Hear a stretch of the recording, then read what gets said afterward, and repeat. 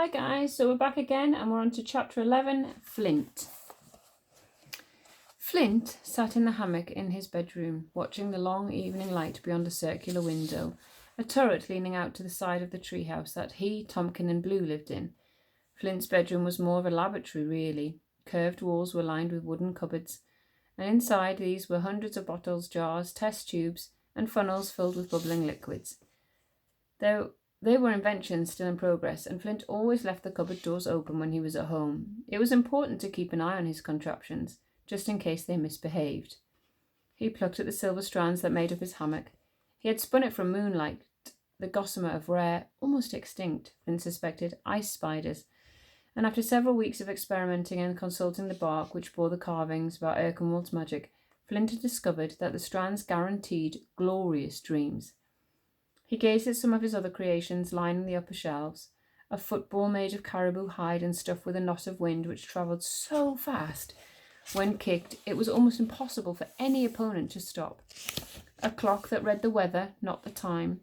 It poured snowflakes, fluttered sunbeams, and oozed mist. A wooden chest in which he had trapped a thunderstorm, with the result that it let out a loud burp every now and again. And a pinch of stardust, and if unleashed at precisely midnight, the chest rained silver coins for a month. He sighed. There were lamps lit by sunbeams and rolls of string made from coils of mist, but everything remained locked inside this turret, usually behind closed cupboard doors, so that Tompkin didn't fly off the handle when he saw the invention still very much existed. Flint swayed back and forth in his hammock and wondered whether it was only magic that Tompkin distrusted. It felt a little as if it might be him too. "What's wrong, Flint?" came a little voice from among the cushions on the floor. The cushions were snow clouds dusted with sunbeams that Flint had invented for comfort and warmth. And Blue was a huge fan. She hurled one at Flint but missed, and several jars toppled off a shelf. "Shh," whispered Flint, leaping out of his hammock to check that none of the jars had cracked. He placed them back where they belonged. "Tompkin's having a meeting in the kitchen with Blade, and I've told you before, you're only allowed to come in and see my inventions if you keep very, very quiet." Blue giggled as Pebble chewed on a cushion. It had been half an hour at least since his last meal, and the fox pup was already feeling peckish. Blue lifted Pebble into a lap as Flint flopped back into his hammock. "You sad, Flint. I know you sad." Flint turned a magnifying glass over in his hand. It was infused with rainbow essence and could pick up footprints in the snow long after they had vanished from the naked eye. He'd used it earlier that day, reassuring Tompkin that it was the only one of his inventions that still existed, and that it was an invaluable gadget when tracking animals for the tribe. But a small and very guarded part of him had been using it for other reasons. To track Eska's footprints, but because no matter how hard he tried to stamp her out of his head, he couldn't. He thought back to their conversations on the sled. Eska's ideas had been wild and full of cracks, but Flint knew the power of wild ideas. And despite what he had said to her, the line between angry and interested had been blurring. What if Eska had been right? What if Tompkin needed more than just spears and shields to stage a successful rebellion? But how could he convince the whole tribe to trust in magic again on the word of a strange girl? Flint shifted in his hammock. He'd allowed Eska to be driven out into the wild where he was sure she wouldn't survive. And though he'd found her tracks earlier that afternoon, there was now a curfew at the labyrinth following his unsuccessful mission to Winterfang the day before, and Blade had called Flint back before he could follow them for long. So for all he knew, Eska might be dead already. Blue swallowed. Outsider or not, she hadn't deserved this. Blue settled the fox pup on her brother's chest, then wrapped her arms around them both. "Hope for you." Flint smiled. "Better?" Blue asked as she drew back. "Better," Flint replied, ruffling her hair. Always better after a Blue hug. There was a knock at the door, a quick, no-nonsense rap. Flint leapt up from his hammock and smacked a hand down on the wooden button on the wall. The cupboard doors closed, immediately hiding all his inventions from sight. Then he shoved his cushions into a trunk, grabbed a spear and a polishing cloth, and turned the key in the door. Tompkin stood before him. "Yeah," Flint said, rubbing the cloth over the tip of his spear. "Lofty's saying he found the tracks of a sleigh pulled by a musk oxen in the forest." Tompkin muttered. Immediately, Flint thought of Eska. There was no way she would have escaped if the Ice Queen had found her. "Blade thinks the Ice Queen was here looking for the girl you took from Winterfang." Blue cocked her head. Esker? I like Esker. Tomkin gave her a stern look. No, Blue, you don't. She and your brother have got us into a mess. Blue frowned. Everyone okay? Yes, Tomkin avoided her eyes, but that's not the point. Blue skipped from the room and Tomkin turned to Flint. We need to be careful when hunting. If the Ice Queen found Esker in Deep Roots, she'll assume one of the tribes helped her and are hiding nearby. There's no sign of the Ice Queen now, but you can bet she'll send her tusk guards back to the forest to search the area. So I'm telling everyone to select hunting grounds wisely and keep watch at all times. Flint nodded. It was an effort to keep his mind on his tribe and hunting when he knew for certain now that Esker was at the mercy of the Ice Queen. Any sign of the girl? He asked as casually as he could. No, Tomkin replied. Lofty turned back at the sight of the sleigh marks. Flint scrubbed his spear harder, as if somehow that might undo the guilt he felt inside. He was part of the fur tribe, but Esker's words had made him question his place here. Why, when he had tried so hard to harness the mind of a fur tribe warrior, did he end up feeling more and more like an inventor? And why, when the feather tribe might know important things, like how best to fight the Ice Queen, did his tribe insist on cutting themselves off?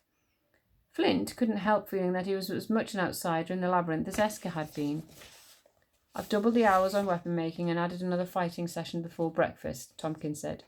We'll need to be ready for the rebellion soon, and this time we won't lose. With that, he left the room and Flint slumped onto his hammock. He'd been wary of detours after so many failed missions, but he couldn't help feeling that Esker was a detour he should have pursued, regardless of where it might have led him. Chapter 12. Back to Esker. Esker crouched on a stone in the middle of the river, squinting against the glare of the morning sun.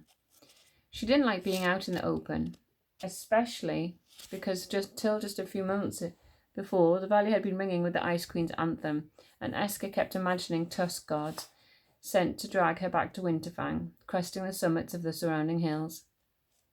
But none came, and she needed to prove to herself that on her first morning here, she could find food. The water rushed around her, clear and sparkling, and, she hoped, full of fish. Because she couldn't let the eagle do all of her hunting. That would be rude. And who knew how long it planned to stay? Maybe it had other nests. Esker focused on the water, her spear hovering just centimetres from the surface. There was a cry from somewhere above her, the eagle's call, and so long as the bird was with her, she didn't feel afraid. Minutes passed, and just as Esker was beginning to think perhaps there weren't any salmon swimming in the river, a shot of silver scales flashed beneath the surface. She launched her weapon, but in her excitement it wasn't just the spear she thrust forward. Her whole body went crashing into the icy water too. Quickly she emerged, eyes and mouth wide with shock, and scrambled up to the bank. The eagle had now landed and stood just a few metres away, and, though Esker wasn't sure whether birds could look unimpressed, she felt that this one did. She scowled at it. I suppose you'd have known better. The eagle glanced at the hideaway, then back to the river, and Esker didn't need to speak eagle to understand what that meant. Get dry, come back, try again. A short while later, Esker emerged from her hideaway dry and warm, but it was nearing midday now and she still hadn't caught a fish. She walked along the bank and, just as she was getting ready to jump onto the rock in the middle of the river, the eagle squawked. Esker followed its gaze towards the sun and realization slowly dawned. My shadow, she murmured. It'll scare the fish. She wandered a little further downstream until she reached a point where the bank was low and the ice had melted from the edge. She knelt down in the snow and waited, and a few metres away the eagle waited too. After several minutes, though, Esker grew stiff and she shook out her legs and changed position. The eagle hissed and Esker went back to waiting. When 10 minutes passed and still no fish emerged, Esker thumped her spear down in the snow. It's no good. But the bird didn't move. It stayed exactly where it was, its feathers tucked into place, its eyes locked onto the river. Esker sat despondently beside the bird, the seconds drifting into minutes, and she began to notice the silence around her. The whole valley was cloaked quietly in silence, but the longer she waited and listened, the more the silence spoke. Water murmured, river ice groaned, the ptarmigan's wings whirred, and a weasel scampered up a tree. She had somehow overlooked all of this before, and Esker wondered then whether there was more to being a hunter than being strong and big, and Perhaps it was just as important to be still, to listen keenly, and to see into the heart of the things that most people missed. It took over an hour for her to catch her first fish, but when Esker lifted the salmon out of the river on her spear, her face glowed with pride. "I did it!" She laughed. "I actually did it!" The eagle ruffled its feathers, and Esker found herself wishing that Flint had been there to see this too. She tried to remember the ritual he'd told her about. "Thank you, North Star," she whispered, holding the fish up in her hands and glancing at the sky. "Wherever you are up there. And thank you, little fish, for choosing to submit your life to me." She paused. She felt there should be more somehow. "It was especially kind of you because I was getting really cold and a little bit uncomfortable sitting out here on the snow, so you came along just at the right moment. Thank you very much, and I hope—" The eagle hissed. So Esker decided perhaps it was time to wrap up the ritual. "That I have honoured the bond between animals and tribes, even though I'm not strictly in a tribe yet." She gutted the fish as she'd seen Flint do, and with the eagle flying above her, she walked back to the hideaway. Esker was surprised to see the bird swoop into the opening behind the ice and watch her from the platform as she cooked the fish on the stove. But she didn't shut the door or pretend the eagle wasn't there. Instead, she talked as she cooked, feeling glad of their bird's silent presence. "If you're going to stick around," Esker said, "I'll need a name for you." The eagle yapped, and Esker suddenly wondered whether it was annoyed. "Not because you're a pet," she added, "more because you're here and I'm here," and she wanted to blurt out that she was lonely, that she was scared to go to sleep because her heart ached, even in her dreams, but instead she concentrated on turning the fish. "It would be nice to know your name." The eagle yapped again, and Esker thought she might have misread the sound before, because now that she listened, she could hear the softness at its core. It should sound wild, this name. Esker cut the fish in half. The kind of word that the wind might use if it could speak. She looked up. "Because you're like the wind, and, fast and fiery and fierce." She thought about the eagle showing her the hideaway and teaching her to fish. "You're kinder than the wind, though." She edged forward and placed half of the fish on the rock outside her hideaway. The eagle stayed where it was, and it was only when Esker looked away and began to eat her own portion that the bird tucked into its share. As they ate, Esker glanced at the eagle now and again. The wound from the snare was healing already, and as the minutes drew on, Esker felt something familiar stir inside her. The bird was proud and strong, but it was also protective of her, at least, and its character felt like a trait she'd once known. A memory flickered, then slipped from Esker's grasp. But a word remained, a name that was unmistakably female, and that to Esker really did sound like the language of the wind. "Balapan," she whispered. And at that name, the eagle looked up and turned around, as if it had been waiting for Esker to say that word from the very first moment they met. We're going to leave that there. I will see you tomorrow. Goodbye.